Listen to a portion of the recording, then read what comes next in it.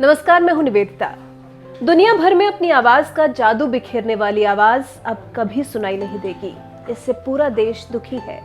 प्रधानमंत्री नरेंद्र मोदी भी लता दीदी के चले जाने से खाली सा महसूस कर रहे हैं। पीड़ा ऐसी कि वो शब्दों में बयां नहीं की जा सकती, क्योंकि लता दीदी से उनका रिश्ता ही कुछ ऐसा था। लता दीदी से राखी बंधवाते थे प्रधानमंत्री नरेंद्र मोदी। इन दोनों के बीच का स्नेह अलग ही था।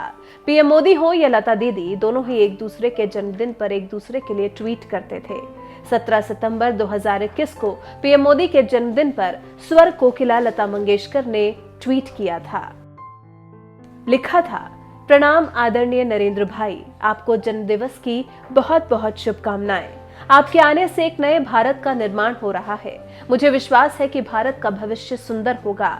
आप दीर्घायु हो, ईश्वर आपको सदैव खुश रखे, स्वस्थ रखे, यही मेरी कामना है।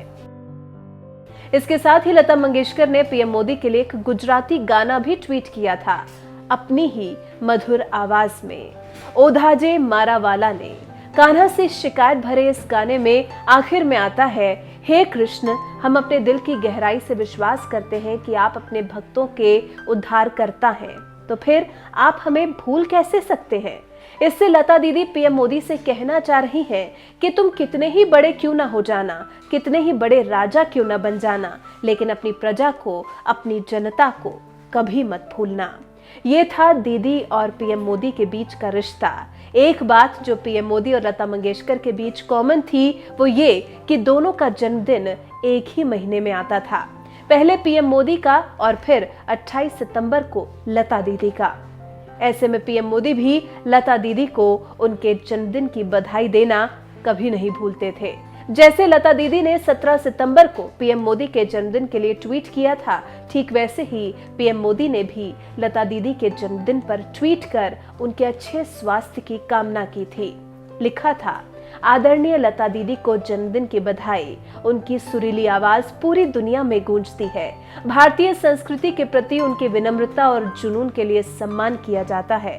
व्यक्तिगत रूप से उनका आशीर्वाद महान शक्ति का स्रोत है। मैं लता दीदी के लंबे और स्वस्थ जीवन की कामना करता हूँ। आपको बता दें, लता दीदी का जन्म 28 सितंबर 1929 को हुआ था। मध्य प्रदेश के इंदौर में जन्मी लता दीदी ने अपने जीवन में बहुत सी उपलब्धियां हासिल की। गायकी के क्षेत्र में कई सम्मान उन्होंने अपने नाम किए। गायकी के क्षेत्र में उनके इस अमूल्य योगदान के लिए देश उन्हें हमेशा याद रखेगा।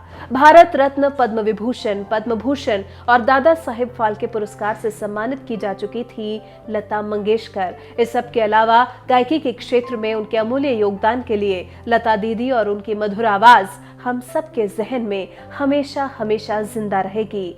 आप दीदी को किस रूप में याद कर रहे हैं? आप खुद को लता दीदी से कैसे जोड़ते हैं? क्योंकि कहीं ना कहीं हर किसी के जीवन में कोई ना कोई प्रभाव तो लता दीदी ने जरूर डाला है, फिर चाहे वो किसी भी रूप में हो। आप इस पर अपने विचार हमारे साथ जरूर साझा करें।